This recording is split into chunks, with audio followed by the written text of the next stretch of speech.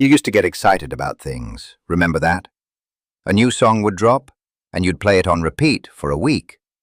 A trip was booked, and you counted down the days. Someone said, "I have a surprise for you," and your stomach actually flipped. Now, someone hands you good news and you just nod. You get the promotion, the message, the invite, and you feel nothing. Not sad, not happy, just flat. And the scary part isn't that you're unhappy. It's that you can't remember the last time you felt anything strong enough to actually call an emotion. So today we're going to talk about why that happens. And it's not what you think. Here's the thing nobody tells you. This isn't laziness. It's not, "You've just seen it all." It's not even depression, necessarily, although it can look identical to it. There's a real term for this. It's called anhedonia, the reduced ability to feel pleasure from things that used to bring it. And it's one of the most under-talked-about experiences of modern life, because it doesn't look like a crisis. It looks like nothing.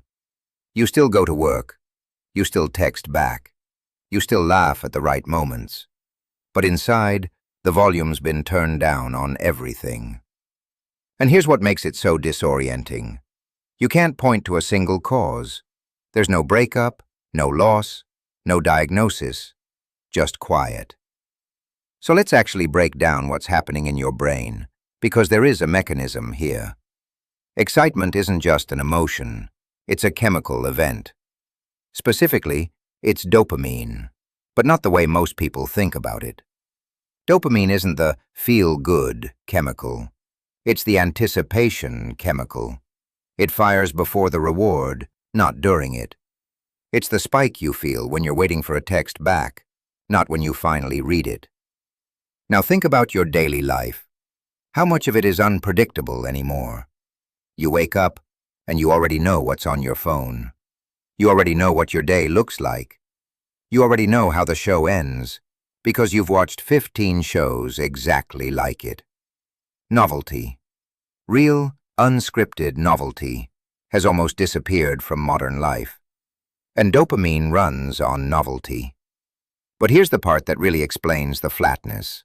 Overstimulation.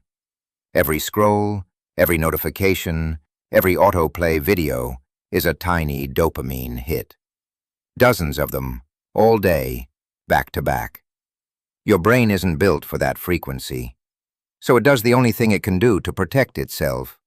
It down-regulates. It turns down its own sensitivity. Fewer receptors, dampened response. Which means the big things in your life, the promotion, the trip, the relationship, now have to compete with a brain that's already been maxed out by 500 smaller hits before 10 a.m. You haven't lost the ability to feel excited. You've just built a threshold so high that ordinary life can't reach it anymore. And here's the part that stings a little. It's not that your life got boring. It's that your baseline got hijacked. Think about it. The same brain that feels nothing when you get good news will still feel a spike when you check your phone for no reason at all. That's not a coincidence. That's the system working exactly as designed, just not designed for you. This is why people describe feeling numb, but not sad. Numbness isn't the absence of emotion. It's a nervous system in defense mode. It's your brain saying, "I can't keep reacting at this frequency, so I'm reacting to nothing instead." So what do you actually do with this? Not delete your apps and go live in a cabin. That's not realistic. And honestly, it doesn't even fix the root problem. The real fix is rebuilding your dopamine floor. Deliberately lowering the noise so the real things in life can actually register again. That starts with boredom, on purpose. Sit with nothing. No phone, no scrolling. It'll feel unbearable for the first few minutes. That discomfort is your receptors recalibrating. Let it happen. It also means earning your dopamine. Novelty that costs you something, a workout, a hard conversation, learning something difficult, creates a slower, deeper reward than a notification ever will. Effort-based reward doesn't burn out the same way. And it means spacing out your hits. The gap between stimulation is doing more work than the stimulation itself.